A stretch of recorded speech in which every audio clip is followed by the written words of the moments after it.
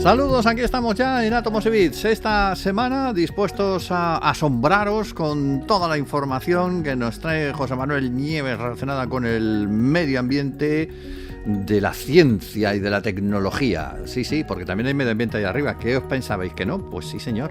Ahí en medio de las estrellas, en medio del universo universal y aquí abajo también. Pero bueno, ya que estamos hablando del universo, porque hoy vamos a hablar también del universo, pues ahí está su medio ambiente, que tiene poco que ver con el medio ambiente nuestro, pero bueno, está. Y trataremos de él en nuestro Átomos y Bits semanal, como siempre, con la realización técnica de Esteban Novillo, con el aporte que nos trae José Manuel y con el saludo en el micrófono de Pedro Palomay.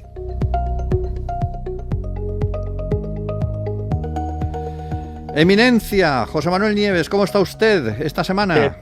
¿Qué tal, Pedro Pablo? Está Pues dispuesto a asombrarnos una vez más con todo su saber. Una vez más, porque es que no hay semana que no haya estudios verdaderamente maravillosos para poderles hincar el diente y luego contarlos, ¿no? Sí, y además el de hoy de los que me gusta, apocalíptico absoluto, el fin del universo. Es que eso suena como a, yo qué sé, el último capítulo de Star Wars que está preparándose ya. Cuéntame cómo va a ser el final del universo, que creo que lo acaban de simular, porque no te creas que nos gusta simular el éxito del universo, no, lo que simulamos con un ordenador es el final. Es que somos la bomba en este país. Bueno, sabes que es una vieja cuestión, ¿no? Si el universo tuvo un principio, que es el Big Bang, pues todo lo que tiene un principio suele tener un final, ¿no? Entonces, desde hace muchísimo tiempo los investigadores están intentando dilucidar escenarios en los que el universo puede dejar de existir. Y sabes, hemos hablado de varios tipos de final de universo distinto, ¿no? Sabes que todo en el universo se expande, todo el universo mismo está en expansión, pues a una de dos. Si esa expansión continúa para siempre, pues entonces el fin del universo será con todos los objetos que hay, galaxias, grupos de galaxias, etcétera, cada vez más separados unos de otros, hasta que se apague la última estrella de la última galaxia y en un tiempo inimaginablemente largo quede un universo inerte, donde ya no brilla nada, todo frío, y donde lo único que queden sean agujeros negros que con muchísimo más tiempo todavía terminarán por evaporarse también, ¿no? ¿Se comerán unos a Nada, otros? no, gracias a la radiación Hawking sabemos que los agujeros negros en realidad no son tan negros del todo, sino que pierden una diminuta cantidad de energía, pero que claro, con el tiempo suficiente significa que se evaporan del todo. Ya. Con lo cual, al cabo de ese es un posible fin del universo, ¿no? Por puro desgaste, un universo enormemente grande, absolutamente vacío ya, en el que se ha apagado la última estrella, se ha consumido el último agujero negro y ya no queda nada. Otro final posible es que pase todo lo contrario, que la fuerza de la gravedad de la materia, porque claro, la materia lucha contra la expansión porque es una, es una fuerza atractiva y no repulsiva. Pues a lo mejor, si la gravedad resulta ser más fuerte que el impulso, que la fuerza, que la energía que hace que el universo se expanda, pues frenaría esa expansión, la detendría finalmente y empezaría un periodo de contracción, con lo cual el fin del universo que conocemos terminaría cuando todo volviera a unirse, a converger en un único punto, que sería justo lo contrario del Big Bang, el Big Crunch, ¿no? El gran crujido donde todo acabaría, ¿no? Y a lo mejor a partir de ahí saldría un nuevo Big Bang, pero ya no tendría nada que ver con nosotros. En fin, que hay una serie de finales, pero todos implican una enorme cantidad de tiempo. Pero resulta que hay un final que los científicos, un tipo final, un tipo de final concreto, que es lo que se llama la desintegración del falso vacío. Ahí va. Y eso resulta que puede suceder, podría estar sucediendo ya, y no nos daríamos cuenta todavía. O podría empezar a suceder en cualquier momento, ¿no?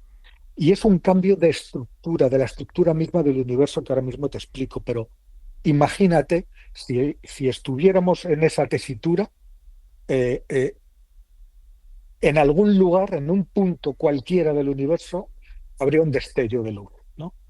Y a partir de ese destello se expandiría a una velocidad inimaginablemente alta una ola de energía, ¿vale? Que lo devoraría todo a su paso. ¿Eh? Se desmoronarían las estrellas, se harían añicos los planetas, las propias galaxias se desgarrarían, engullidas por ese frente de energía en expansión imparable, ¿no? Y a medida que esa ola avanza, el universo se va consumiendo. se va sumiendo en una total oscuridad. Como un Y tsunami. cuando, como una especie de tsunami, sí, y todo lo que queda detrás está destruido y vacío, ¿no?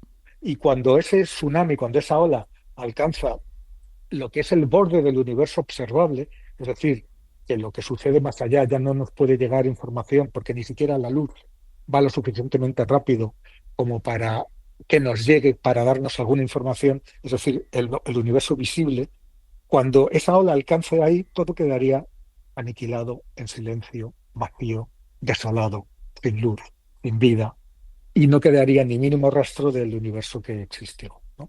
Música de Mahler, de Esto, fondo. claro, y este final tan trágico, ¿cómo sería? Bueno, pues desde hace ya varias décadas,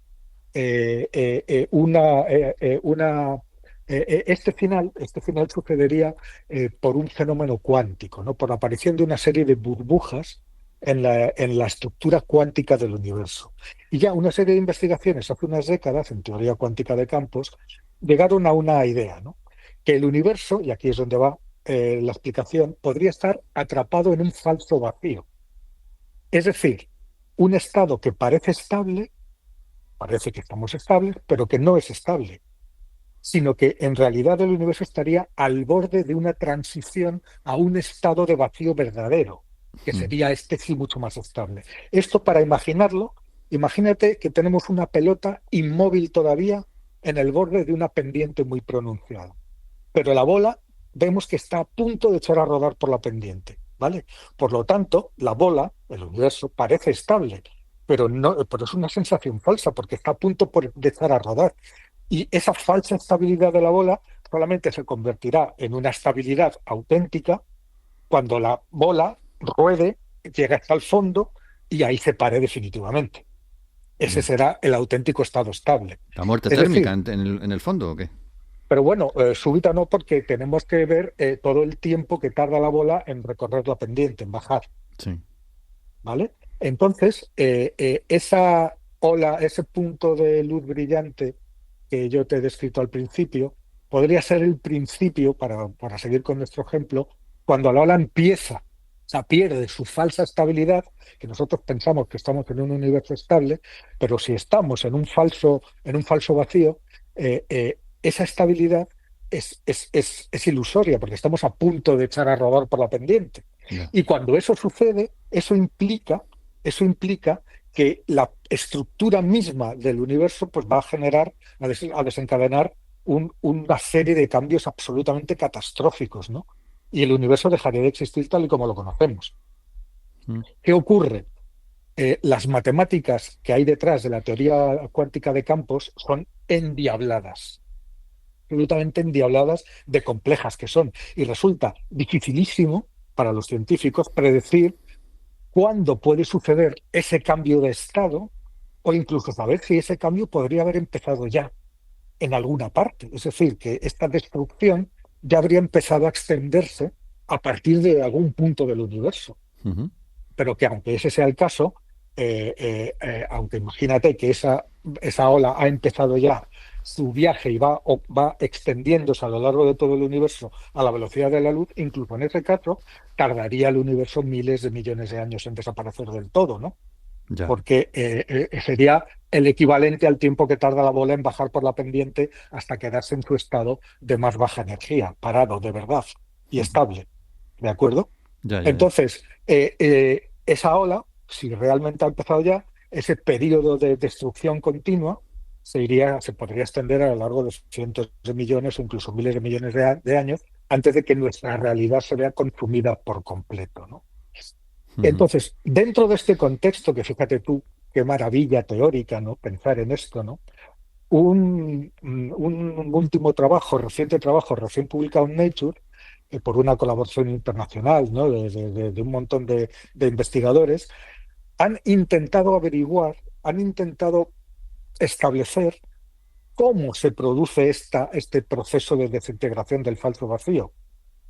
¿Vale? La Sí. manera, es decir, sería un proceso por el cual, como ya te digo, el universo cambiaría totalmente de estructura, por lo tanto, las constantes fundamentales que son, no sé, por ejemplo, la velocidad de la luz, la masa del electrón. Hay una serie de constantes gracias a los cuales en la arquitectura del universo permite que el universo sea tal y como lo vemos, ¿no? Todo Bueno, eso pues cambiaría también. todo eso saltaría por los aires, cambiaría de forma instantánea y el mundo, tal y como lo conocemos, colapsaría, ¿no? Como dicen los propios científicos, como un castillo de cartas, ¿no? De naipes. Sí. Entonces, descubrir y entender este mecanismo fundamental que desencadena la desintegración del falso vacío es el objeto de este estudio también. Y como matemáticamente resulta prácticamente inabordable, es unas matemáticas complicadísimas, pues en lugar de solucionar matemáticamente cómo se produce esto, estos investigadores han ideado un experimento práctico con un ordenador cuántico a los cuales ha aplicado han creado un tipo de ordenador cuántico que lo llaman recocedor cuántico. Recocedor cuántico quiere decir que vuelve a cocer. Ya, ya. Es decir, dadas una serie de soluciones posibles, te da cuál es la más posible de todas, ¿no? Sí. Cuál es la mejor entre un conjunto de posibles soluciones. Y entonces lo que han hecho estos investigadores es imitar el comportamiento de las burbujas que se generan en un falso vacío, que son parecidas pues, a las burbujas de un líquido en el vapor de agua, ¿no? Y la propagación, la formación de esas burbujas en el universo a nivel cuántico es lo que pondría en marcha el proceso de desintegración, ¿de acuerdo? Ujú. Entonces, claro, lo que hacen con esta máquina, con este recocedor cuántico, es observar cómo la compleja danza de esas burbujas, que incluye cómo se forman, cómo crecen, cómo se expanden, cómo interactúan, y reproducirla en tiempo real. Ujú. Y esas observaciones demostraron claro, que esto involucra, no es una cosa sencilla, sino que involucra una serie de interacciones muy complejas en el que las burbujas más pequeñas influyen en las más grandes, se van juntando y van dando lugar a esta ola que se expande, como el mercurio, como las gotas de mercurio que se van juntando y forman una cosa cada vez mayor, ¿no? Sí.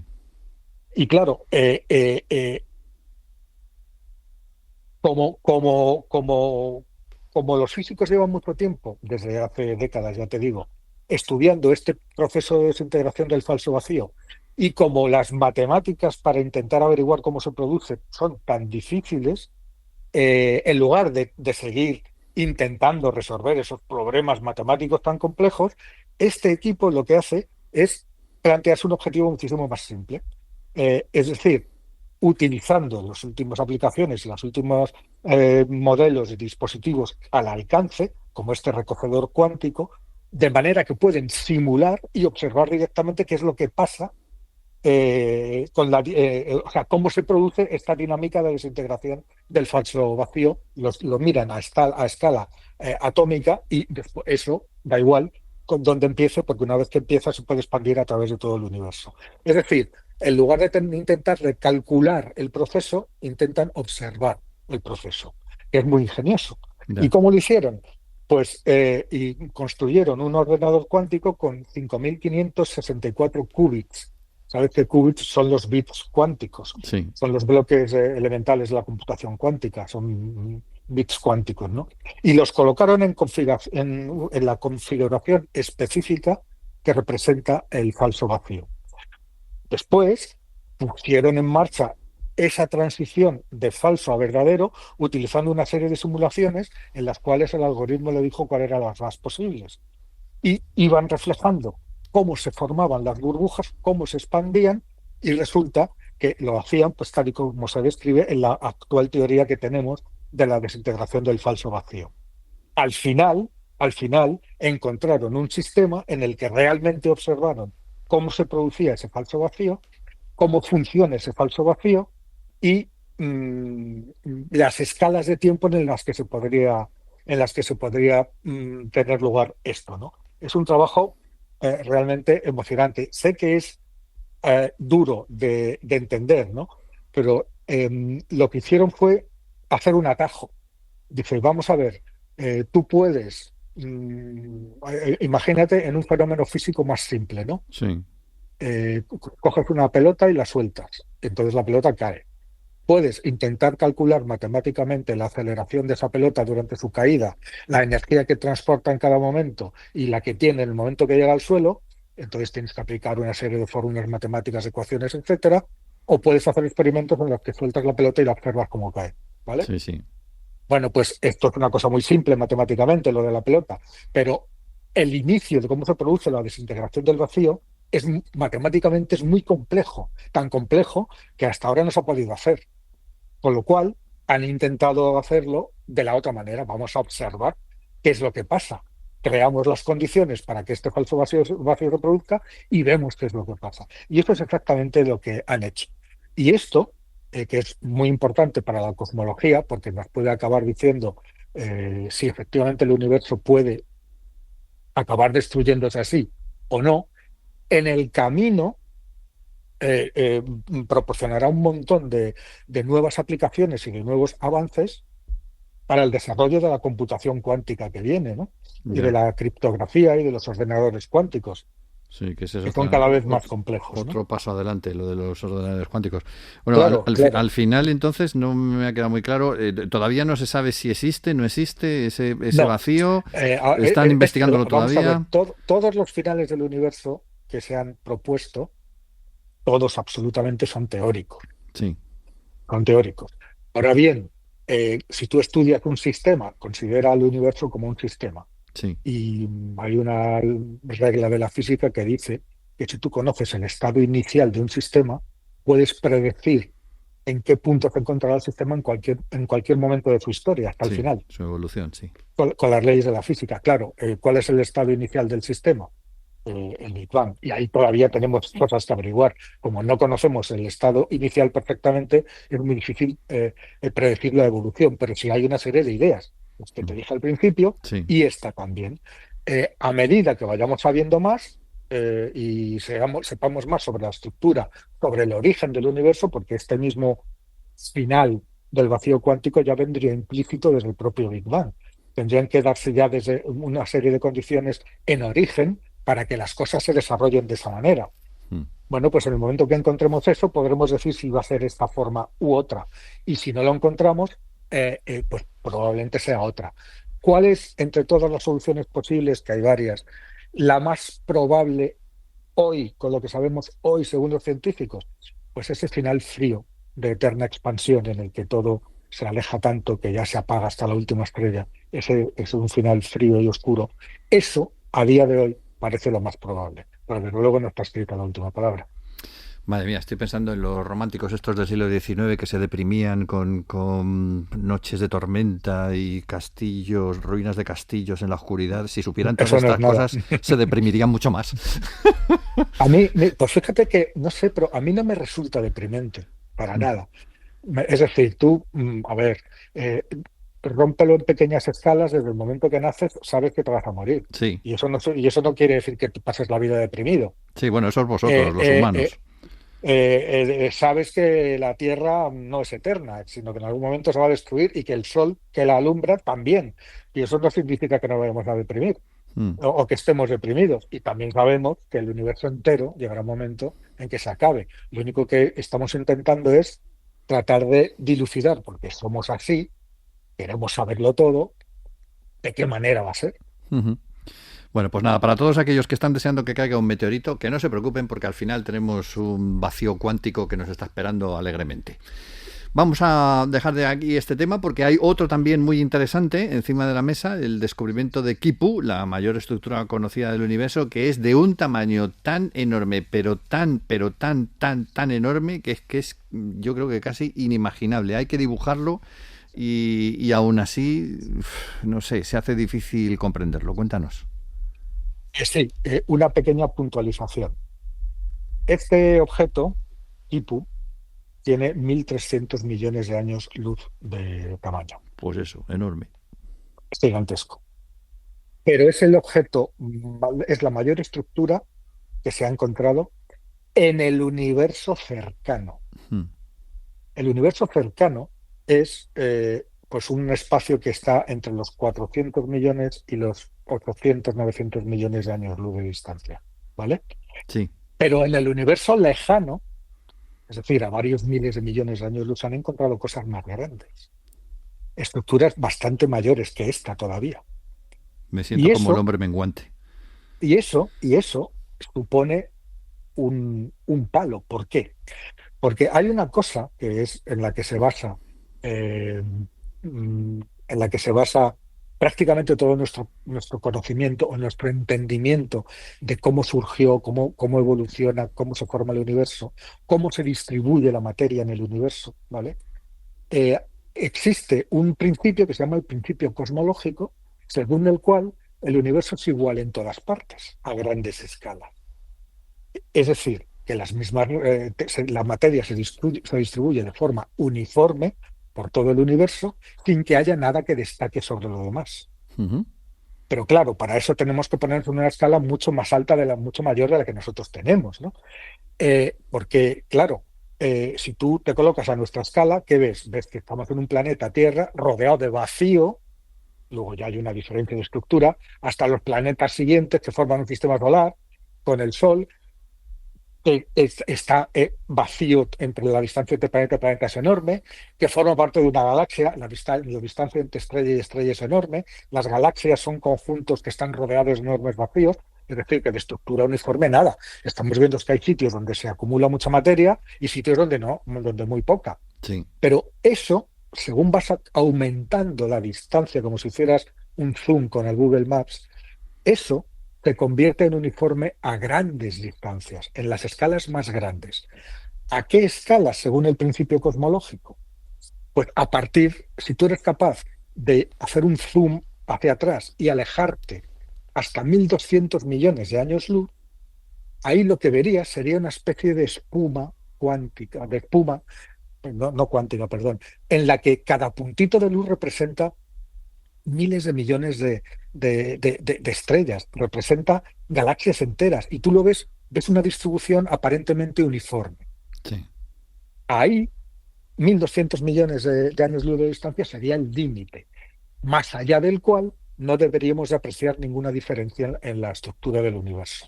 Esto, para entenderlo bien, vamos a coger un ejemplo mucho más cercano. Tú imagínate que estás tumbadito en la playa, en tu toalla, y claro, tienes la cabeza a 10 centímetros del suelo, de la arena. Ujú. ¿Qué ves? Pues ves La arena. todos los montículos, la arena no es un todo uniforme, sino que ves todos los montículos, los huecos, los distintos tipos de granos, aquí se acumula una montañita, aquí hay un agujero, ¿sabes? Ves las irregularidades de la playa. Mm. Pero si tienes la suerte de tener un piso en primera línea de playa, el 10.º piso, y te asomas a la ventana, todo eso desaparece. Tú ves una cosa continua y uniforme, que es la La playa. playa continua, sí. No aprecias esas irregularidades, ¿no? Bueno, pues eso es exactamente lo que dice el principio cosmológico. Aléjate lo suficiente, 1.200 millones de años luz, y a esa distancia todo debería de parecer uniforme. Te tienes que acercar mucho más para que veas en el pequeño y si en lugar de 10 centímetros tumbado en la playa te acercaras muchísimo más y le pones un microscopio, pues verías que entre cada grano de arena hay un mundo de vacío, ¿no? O en sus propios átomos, ¿no? Sí. Te tienes que alejar, tienes que tomar perspectiva para darte cuenta de esa uniformidad. Y en el universo, según el principio cosmológico, esa universalidad, ese equilibrio, esa Sí, sí. uniformidad se da a partir de 1.200 millones de años luz. ¿Qué pasa? Que en los últimos años resulta que hay investigaciones que han encontrado objetos mucho más grandes de 1.200 millones de años luz. Que no tenían que estar ahí. No tendrían que estar ahí porque a esas escalas todo debería de ser uniforme según el principio cosmológico. Y si no funciona el principio cosmológico, que no, es la llave que hemos utilizado para entender la evolución del universo tal y como la entendemos, pues resulta que no hemos entendido nada. Y entonces yo me acuerdo, hace unos años se encontró una, un arco de galaxias gigantesco, gigantesco, que probablemente es la mayor estructura, que estaba muy lejos, estaba a mucho más de 1.200 millones de años luz, y que el arco tenía de extremo a extremo 3.300 millones de años luz. Una barbaridad. Imagínate. Y poco tiempo después se encontró otra estructura, una especie de anillo de grupos de galaxias, o sea, un anillo formado por grupos de galaxias. O sea, imagínate, ¿eh?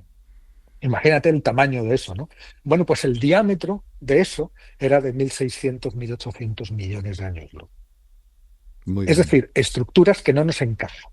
Pero ese es el universo lejano, que ya nos descoloca. Pero resulta que esas grandes estructuras también las tenemos en el universo cercano. Es decir, a unas distancias inferiores a los 1.000 millones de años luz. Tenemos estructuras muy grandes. Y ahora acaban de encontrar a Kipu, que es una de las mayores y que tiene 1.200 millones, 1.300 millones de años luz. Esta encaja en las teorías por los pelos. Es decir, esta sí encaja con que hasta ese tamaño está permitido que distingamos estructuras distintas, ¿eh? O sea, que distingamos una estructura en el todo continuo que debería ser el universo. Más grande, no. Y Sí. entonces esta, Kipu, que la acaban de encontrar, pues han encontrado con la sorpresa de que es como, no es lineal, no es una formación lineal, sino que tiene como una especie de línea más gruesa central que está hecha de un incontables número de galaxias y de grupos de galaxias, todas en fila, como una especie de río de luz, de la que salen una especie de filamentos secundarios. Esa es la estructura que tiene. Pero claro, imagínate el tamaño, lo largo que tiene toda esta estructura, que son 1.300 millones de años luz, pues imagínate, cabrían en esa línea, en ese espacio, cabrían 13.000 galaxias del tamaño de nuestra Vía Láctea, una detrás de otra. Estos son cifras mareantes ya, ¿eh? Claro, y la masa que tiene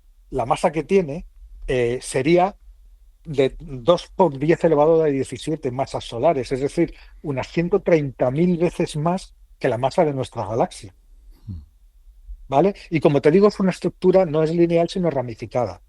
Sabes que a una escala suficiente nosotros solamente percibimos galaxias, ¿no? Pero las galaxias se juntan en grupos. Los grupos se juntan en una especie de filamentos, de hilos, Sí. que crean la famosa telaraña cósmica, que es como una telaraña tridimensional en la que los hilos de esa telaraña son ríos de grupos de galaxias que se juntan en nodos que son mucho más densos, ¿vale? Y donde son los grandes supercúmulos de galaxias, donde los ríos de galaxias se juntan. Y si tiras todavía más para arriba y te colocas hasta 1.200 millones de años luz, ya no ves ni la telaraña, ves toda una distribución uniforme. Ya ves la playa desde el 10.º piso. Ya. Madre mía. Entonces, ahí estamos, ¿no? Ahí estamos.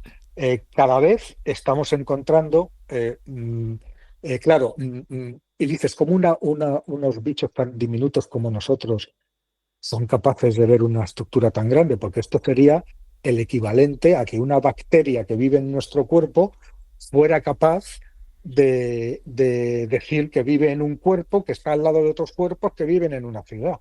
Sí. O sea, es inconmensurable, ¿no?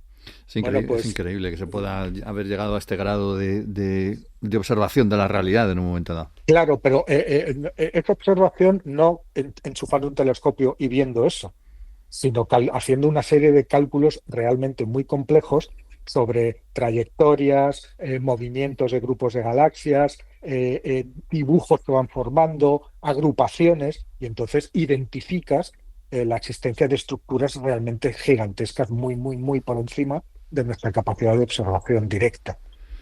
Bueno, pues te voy a decir una cosa. Dímelo, Nos hemos comido el tiempo. una Así vez que, más. así que la Bueno, tecnología se va a quedar para otro momento, pero vamos, no me importa lo más mínimo porque me ha parecido tan fascinante todo lo que nos has es que contado que llevamos unas semanas que, sí, sí, que que me es he metido que, con, me he metido con temas de estos de universo profundo, que pero es que a mí, son fascinantes, o sea, a mí es algo, la cosmología, entre todas, me gustan muchos tipos de ciencia, pero la cosmología es una cosa que, vamos, que me vuelve absolutamente loco. pero es normal, o sea, normal porque esto sí que merecería grandes titulares y aparecer todos los días en televisión y no los programas de cotilleo, de verdad. Claro, y además tú sabes, porque lo sabes, el enorme placer Sí, que supone empezar a entender estas cosas. sí, el mundo en el que vivimos. Sí, Bueno, exactamente. el universo en el que vivimos como buenamente podemos. Pues Sí, nada, sí, sí. aquí vamos a cerrar Átomos y Bits, y con el deseo y la esperanza de que os haya gustado, y con el deseo y la esperanza de teneros por aquí también la semana que viene para seguiros desvelando misterios del universo universal. José Manuel Nieves, muchas gracias por habernos acompañado. Pues nada, gracias a ti, pues nos vemos justo en una semana. Esteban Novillo ha estado hoy en la realización técnica y Pedro Pablo May en el micrófono en Átomos y Bits. Dentro de una semana estamos de vuelta.